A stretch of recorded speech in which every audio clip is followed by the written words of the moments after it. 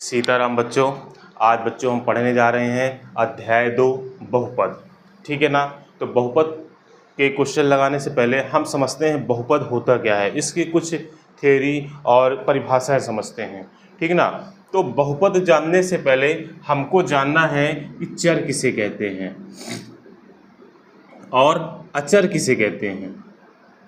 ठीक है। चर किसे कहते हैं, अचर किसे कहते हैं, क्योंकि बहुपद के लिए इनका जानना बहुत अनिवार्य है कि चर क्या है, अचर क्या है और बीजीय व्यंजक क्या है। बीजीय व्यंजक क्या है, इन सब चीज़ को जानना बेहद अनिवार्य है, तब हम बहुपद को बेहतर तरीके से पढ़ पाएंगे। तो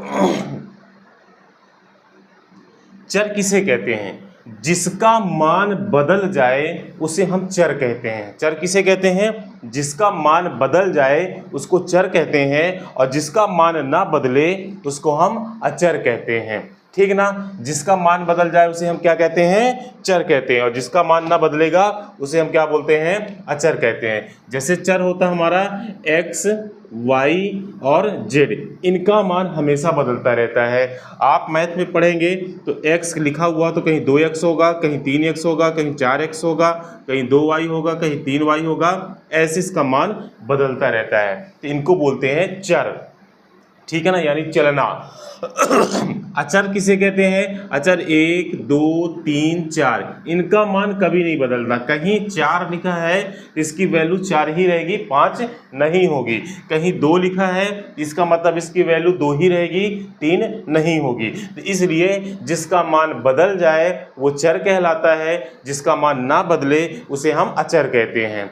चर क्या होते हैं, x, y, z। अचर क्या होते हैं, 1, 2, 3, 4 पर जो गिनतियां होती हैं ये सारे अचर कहलाते हैं। ठीक है ना। अब बीजीय व्यंजक की बात करते हैं। जहां पर चर अचर का गुणा होता है वहां पर बीजीय व्यंजक बनता है। जैसे 2x लिखा हुआ है ना, तो यह एक बीजीय व्यंजक है। इसमें चर भी है, अचर भी है और घात भी है। क्या घात है, घात 1 है। अगर यहाँ पर कुछ भी नहीं लिखा हुआ है तो उसकी घात हम 1 मान लेते हैं। जैसे x लिखा हुआ है, अब इसकी घात क्या है, इसकी घात 1 है, क्योंकि x कितने हैं, 1 है। और x के पावर 2 लिखा है, इसकी घात क्या है, 2 है, यानी x कितने हैं, 2 है, x गुणे यक्स।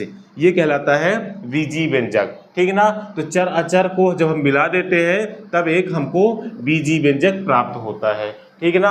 और बीजीय व्यंजक जब प्राप्त होता है तब हमको मिलता है क्या, बहुपद। आइए अब हम जानते हैं बहुपद किसे कहते हैं। अब बहुपद को पहचाने कैसे हैं। ठीक है ना। बहुपद की हमारी पहचान क्या है।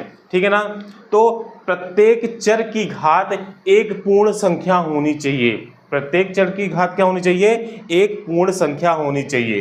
पूर्ण संख्या क्या होती है, पूर्ण संख्या होती है 0 से लेके 1, 2, 3, 4, ये अनंत तक जाती है। इसे हम क्या कहते हैं, पूर्ण संख्या कहते हैं, जो 0 से लेके अनंत तक जाती है।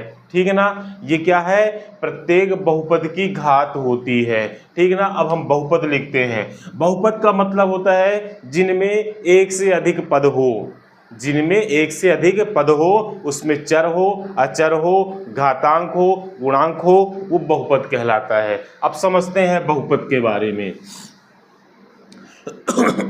जैसे लिखा है 2x² प्लस x प्लस 1, ये एक बहुपद है। इसमें पद कितने हैं, 1 पद, 2 पद और 3 पद। इसमें 3 पद हैं। अब इसमें घातांक भी है और गुणांक भी है। इसका पहला पद हम बाहर निकाल सकते हैं, 2x²।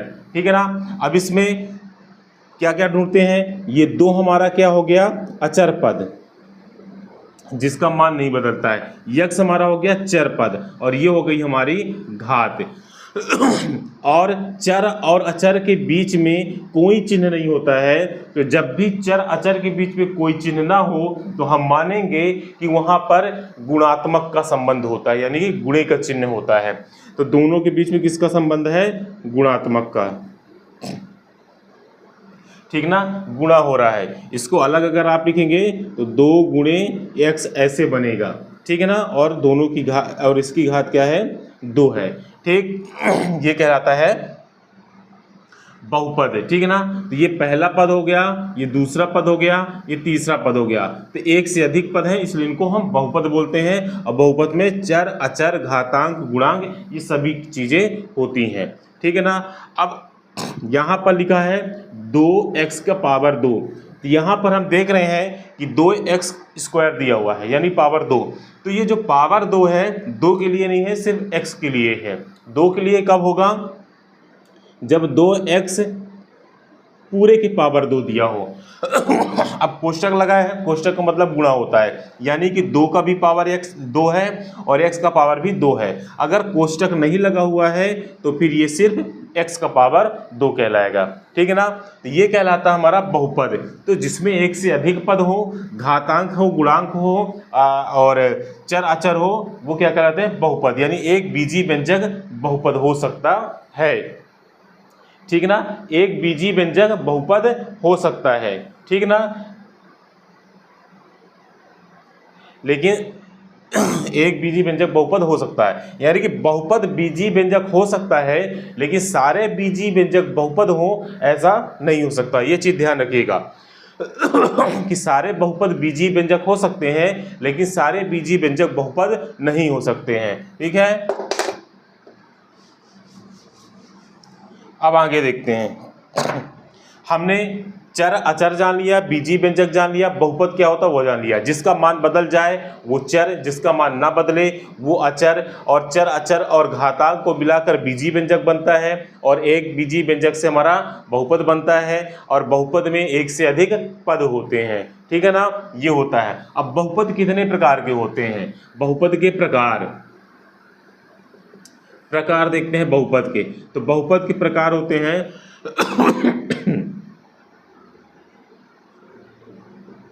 रैखिक बहुपद, नंबर 1 होता है रैखिक, दूसरा होता है द्विघाती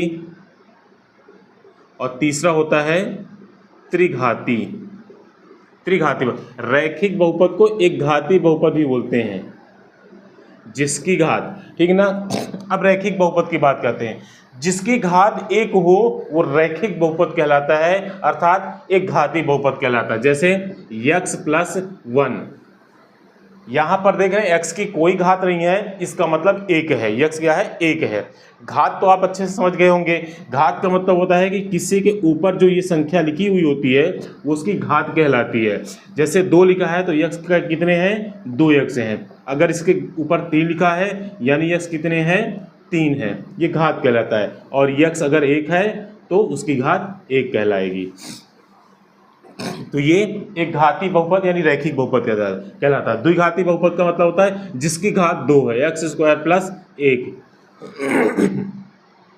ये द्विघाती बहुपद होता है। इसके बाद त्रिघाती बहुपद देखते हैं। त्रिघाती बहुपद जिसकी घात 3 हो वो त्रिघाती बहुपद कहलाता है। घात क्या हो? 3 हो। एक घात हो एक घाती यानी रैखिक, 2 घात हो द्विघाती, 3 घात हो त्रिघाती बहुपद कहलाता है, ठीक है ना। अब जानते हैं रैखिक बहुपद के 3 प्रकार हमने देख लिए। अब इसके साथ जानते हैं कि बहुपद कितने चर वाले होते हैं। तो बहुपद कितने चर वाले होते हैं? जैसे एक चर बहुपद, द्विचर बहुपद, त्रिचर बहुपद। हमने घात के आधार पर बहुपद के प्रकार देखते हैं। अब चर के आधार पर बहुपद के प्रकार देखते हैं।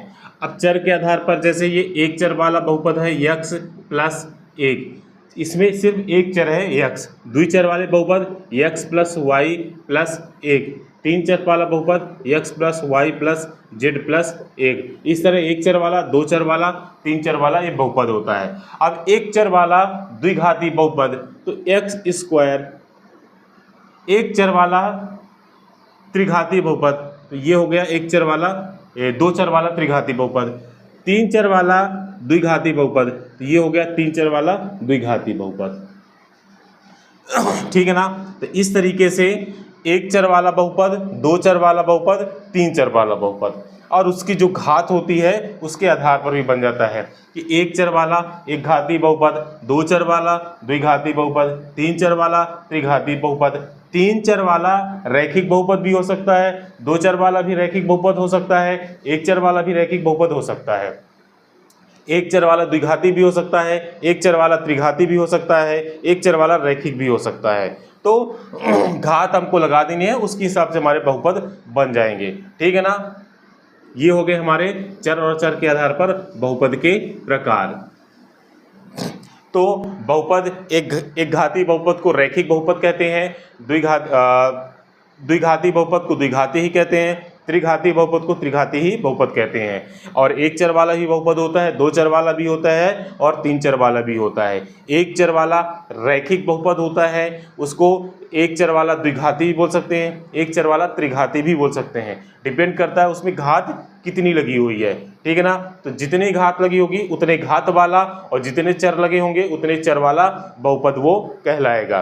ठीक है ना। आइए अब आगे बढ़ते हैं। अब अपन आगे देखते हैं। क्वेश्चन है कि क्या एक बहुपद हो सकता है? तो हमारा उत्तर होगा यस, हाँ एक बहुपद हो सकता है। कैसे हो सकता है आइए देखते हैं। जैसे लिखा हुआ है एक, अब ये बहुपद है कि नहीं। इस एक को हम x के पावर 0 लिख सकते हैं, और x के पावर 0 का मतलब ही होता है एक, और दोनों क्या है बहुपद है।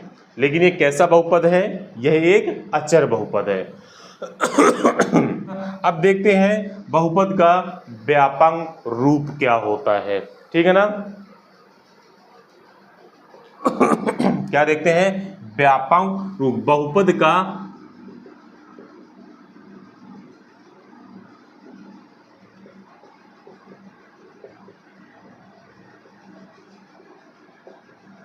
बहुपद का व्यापक रूप क्या होता है? तो बहुपद का व्यापक रूप होता है ax² + bx + c। ax² + bx + c ये बहुपद का व्यापक रूप होता है। और यहाँ पर a b c जो होता है ना, ये एक अचर पद होता है। कौन सा पद होता है? अचर पद होता है।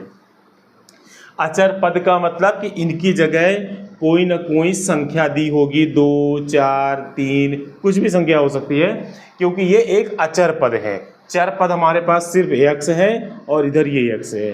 ठीक है ना। ये आगे क्वेश्चन में हमको मिलेंगे। ठीक है। अब कुछ बहुपद लिखते हैं। जैसे हमने लिखा 2x के पावर 2 + x + 1। ठीक। फिर लिखते हैं 2x के पावर 3 + 2y के पावर वर्ग + 3z बराबर +1। फिर लिखते हैं 3x के पावर 2 + y + 1।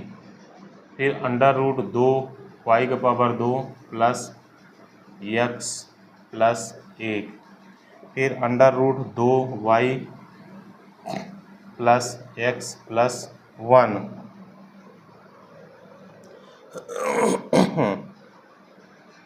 अब इसमें समझते हैं कि इनमें से कौन से कैसे बहुपद हैं। पहला हम देख रहे हैं कि पहले में हमारा एक बीजी व्यंजक दिखाई दे रहा है और 1 2 3 पद हैं। तो पहला घात कितनी है? 2। तो ये द्विघाती वाला 1 2, दो चर वाला, चर कितने हैं? 1 2, तो 2 चर वाला घात कितनी है? 2, तो द्विघाती बहुपद है। ठीक। दूसरा देखते हैं। तो इसमें चर कितने हैं? 1 2 x y और z। तो 3 चर वाला सबसे बड़ी घात कितनी है? 3 चर वाला त्रिघाती बहुपद है ये। इसमें देखते हैं चर कितने हैं? 1 2, दो चर वाला घात 2 है, द्विघाती बहुपद है। इसमें देख रहे हैं कि चर कितने हैं? 1 2, दो चर वाला द्विघाती बहुपद है। इसमें देख रहे हैं चर और अचर रूट के अंदर है, तो रूट के अंदर अगर चर अचर है तो बहुपद नहीं कहलाएगा, क्योंकि रूट हटाएंगे तो ये बनेगा 1/2। ठीक है ना। और 1/2 एक पूर्ण संख्या नहीं है, और बहुपद की घात एक पूर्ण संख्या होनी चाहिए। 0 से लेके 1 2 3 से लेके अनंत तक होनी चाहिए। कुछ भी हो सकती है, लेकिन 1/2 नहीं होना चाहिए। ठीक है ना। तो ये बहुपद नहीं कहलाएगा। तो इस तरह कुछ बहुपद के प्रकार हैं जिनको देख करके हम पहचान सकते हैं कि कौन सा बहुपद किस प्रकार का है। ठीक है ना। तो बच्चों हमने समझ लिया कि बहुपद क्या होते हैं, बहुपद कितने प्रकार के होते हैं, कितने चर वाले बहुपद होते हैं, चर क्या होता है, अचर क्या होता है, घात क्या होती है, बीजी व्यंजक क्या होता है ना।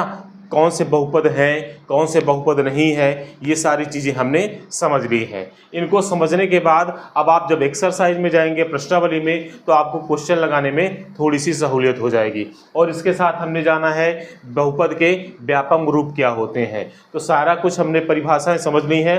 अब आइए अपन चलते हैं प्रश्नावली। तो हमको बताना क्या है कि हमारी जो ग्राफ बने हैं इसमें जो x की रेखा है, x वाली रेखा है, इसको px बोलते हैं, इसको कोई अन्य रेखा कितने बार काट रही है अपने को ये बताना है, ठीक है ना। तो पहले में हम देख रहे हैं कि x रेखा को कोई अन्य रेखा नहीं काट रही है, जिसका कोई भी शून्यक नहीं है। तो यहाँ लिखेंगे शून्यक नहीं है पहले वाले का।